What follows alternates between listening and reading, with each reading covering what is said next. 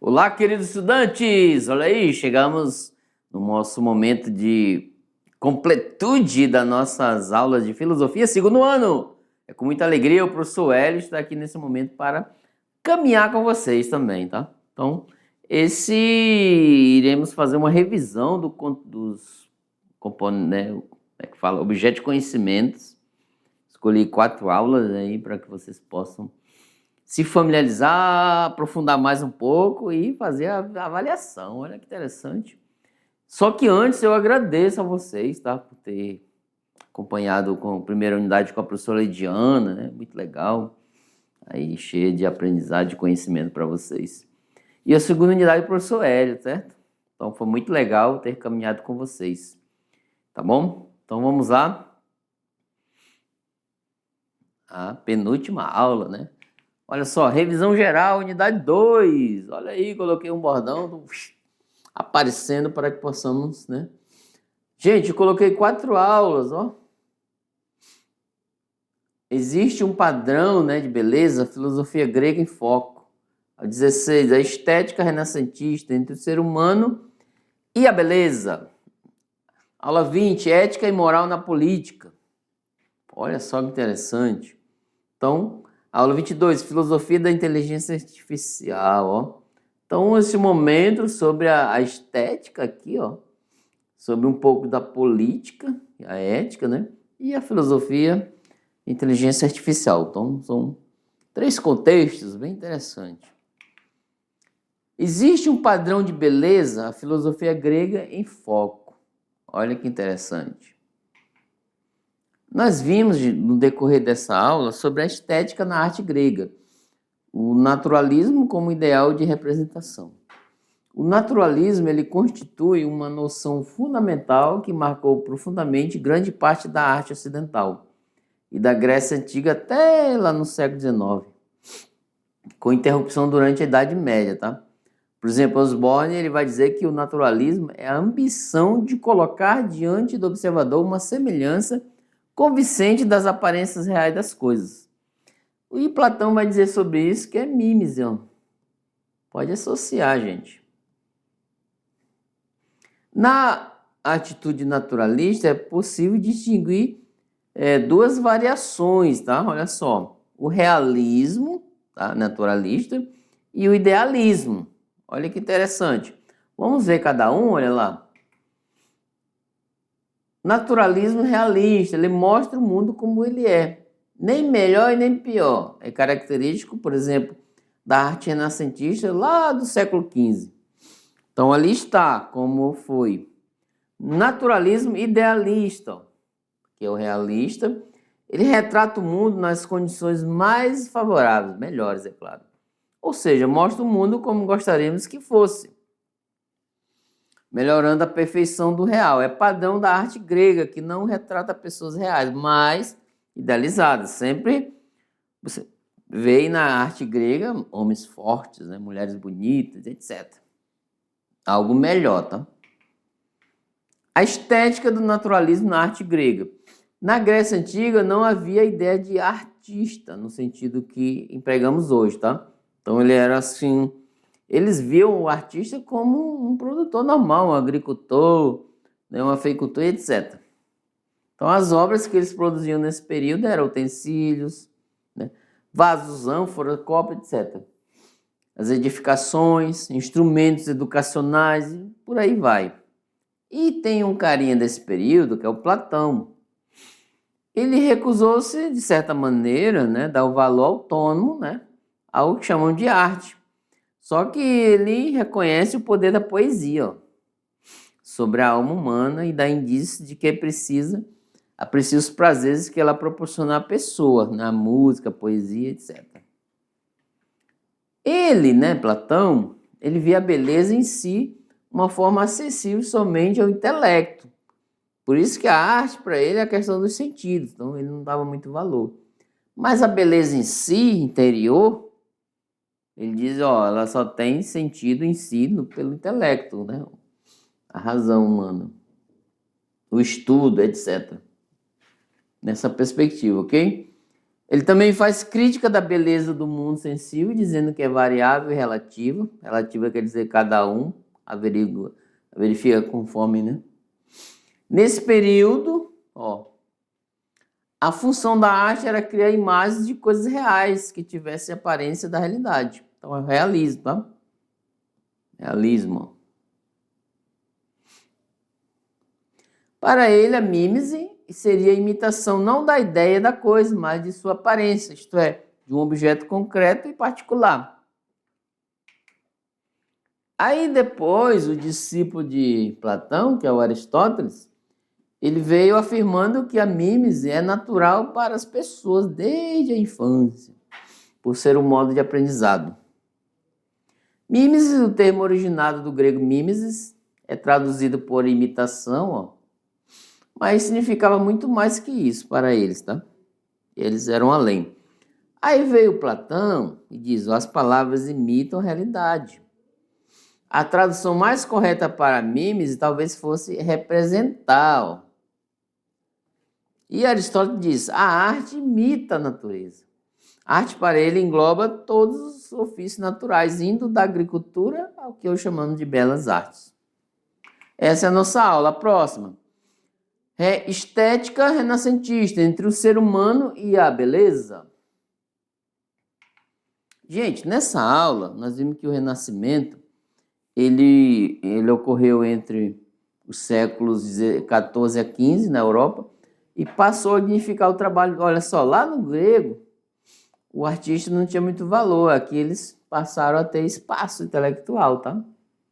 As artes foram buscar um naturalismo crescente, mantendo estreita relação com a ciência empírica, fazendo uso de todas as descobertas e elaborações em busca do ilusionismo visual.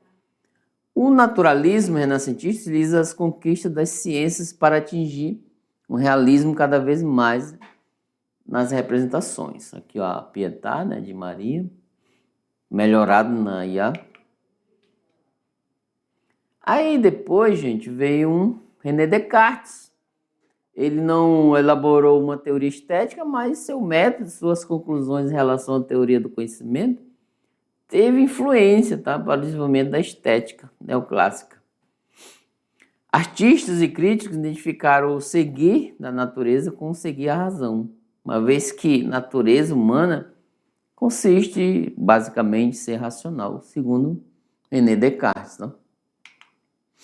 Aí veio outro carinha chamado John Locke, que veio dizer que a beleza não é uma qualidade das coisas em si, mas um sentimento na mente de quem contempla, ou seja, subjetiva, tá? Olha aí. Esses são os empiristas, tá? Aí veio o David Hume.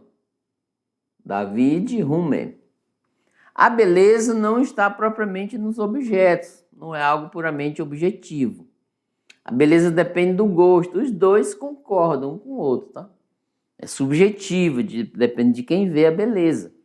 Eu vejo que é lindo, você pode dizer que não é linda. Aí vem a questão do romantismo, né? As ideias fundamentais da estética no romantismo, desenvolvida na Europa em século XVIII, lá pelo XIX, pode ser resumida pelas expressões gênio, imaginação criadora, originalidade, expressão, comunicação, simbolismo, emoção e sentimento. É as características, tá? Aí vem um filósofo chamado Immanuel Kant e disse: para se julgar objetos belos, torna-se necessário o gosto. É claro, sim, né? Mas para as belas artes é necessário o gênio. O simbolismo, outra marca do período romântico, adquire especial relevância a ideia de que a obra de arte é um símbolo. É a encarnação material de um significado espiritual. Olha que interessante isso. Tudo isso no romantismo e estética, valorização do sentimento e da imaginação humana. Porque Descartes vai dizer aqui, ou Kant quer dizer, que esse gênio é uma pessoa que se destaca no meio de todos para ter essa emoção e produzir a beleza, a arte.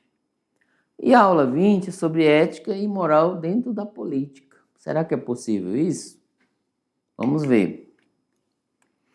Nós vimos, gente, sobre que a política é uma criação dos gregos e romanos, certo?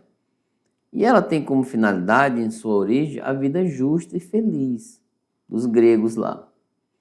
Isto é, a vida propriamente humana digna de seres livres. Desta maneira, a política é inseparável da ética, tá? Pensando assim. Os gregos e romanos clássicos jamais concebiam que a ética ficasse fora da comunidade política, já que nela a natureza ou a essência humana encontrava sua realização mais alta, né? Olha que interessante. Também vimos que o vínculo interno entre ética e política significava que as qualidades das leis e do poder dependiam das qualidades morais de cada cidadão. Cidadãos bons geravam o quê? Leis boas. Cidadãos ruins geravam o quê? Leis péssimas, né? Vamos dizer aqui. Nessa perspectiva aí, essa ideia, tá? No período antigo, a referência política básica na antiguidade clássica era cidade, polis, né? Cidade-polis. Não como espaço urbano, e sim como comunidade política. Somente na cidade boa e justa os homens podem ser bons e justos. Somente homens bons e justos são capazes de instruir uma cidade boa e justa, né? Nessa perspectiva aí. Então, eles vinham para cá para discutir. Gente, era a questão do bom e ruim, mas, assim, tinha limitação de pessoas, tá? Não era aquele mar de rosas, não. Por exemplo, as mulheres, os idosos, os estrangeiros não tinham liberdade, não podiam participar. Aí o Aristóteles disse assim, ele estabeleceu como campo de conhecimento específico a filosofia das coisas humanas. O que é isso? É um tratamento diferente, gente, sobre as outras ciências, né? As teorética e produtiva. Por exemplo, a filosofia das coisas humanas seriam tratadas as atividades morais do indivíduo, ou seja, a sua conduta, a ética. Viu como ele colocou diferente? Já separou um pouco? Aristóteles, ele dividiu esse campo de estudo em duas ciências, ética e política. As coisas humanas sobre a ética, felicidade, a polis. E a política seria a reflexão sobre o Estado e a vida da comunidade. Seria o administrativo, certo?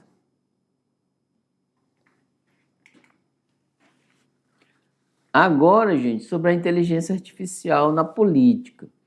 Ela está mudando, né, um pouco a questão da política de várias formas. O lado positivo, ela ajuda o governo a tomar decisões melhores, analisando muitos dados, tornando os serviços públicos mais eficientes. Também permite campanhas políticas mais direcionadas, tá? Com mensagens específicas para diferentes grupos de pessoas. Então tá aí. É um resumo bem breve. E o lado negativo, existem riscos, tá? Pode ser usada para criar fake news e deepfakes, dificultando o saber o que é verdade. Então, são as falsas, né? Mensagens falsas. Além disso, os algoritmos podem influenciar o que as pessoas veem, criando bolhas de informação e limitando opiniões diferentes. Aquelas bolhas formadas só por pessoas, né, dentro do contexto do que eles querem que elas vejam, certo? Quanto a isso, há preocupações à privacidade, tá? Com a privacidade, já que dados pessoais podem ser usados de forma indevida. Infelizmente ocorre, né? Pode ocorrer isso. A inteligência artificial pode melhorar a política, mas também traz desafios que precisam ser controlados. Então tá aí. Leis mais, né, no sentido de controle, né, de regulação e etc. A aula 22, filosofia da inteligência artificial. Gente, o que é a inteligência artificial? A área da ciência da computação que cria sistemas que imitam a inteligência humana. Então tá aí. Por exemplo, uma máquina aqui, e imita a imitação da pessoa humana, da inteligência. Ela é capaz de aprender com dados, reconhecer padrões e tomar decisões. Exemplo, assistente de voz, redes sociais, tradutores automáticos, etc. Por aí vai. Um breve resumo, né? Consciência artificial. Como a inteligência artificial funciona? A IA não pensa como humanos. Ela processa grandes quantidades de dados e calcula probabilidades. Principais conceitos no âmbito da inteligência artificial. Aprendizado de máquina, que melhora com mais dados, né? Aquele que nós falamos na aula, foi sobre o supervisionado, não supervisionado e automático. 3 maneiras. E redes neurais, modelos inspirados no cérebro humano. Então, o ser humano, por exemplo, o programador, ele faz com que uma máquina faça o que é programado, né? Ele deixa lá suas programações. Diferença importante. A IA ela trabalha com regras e símbolos, né? Que é a síntese. Humanos compreendem significados, né? Real das coisas, que é a semântica. Então, essa é a diferença, tá? Aqui seria o John C. Allen, né? O Dennett, né? Que apoia, e o outro vai em desfavor, é o C. Allen. A oposição sobre a máquina.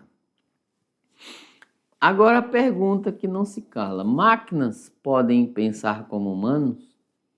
Olha aí. Consciência e filosofia da IA. Pergunta central. Máquinas podem pensar ou ter consciência? O argumento. Quarto chinês, né? A máquina pode responder corretamente, mas não entende de verdade o que está. Lembra lá que tem um código binário, vai respondendo através dos códigos? Não há consenso sobre consciência artificial. O filósofo discute o problema difícil da consciência.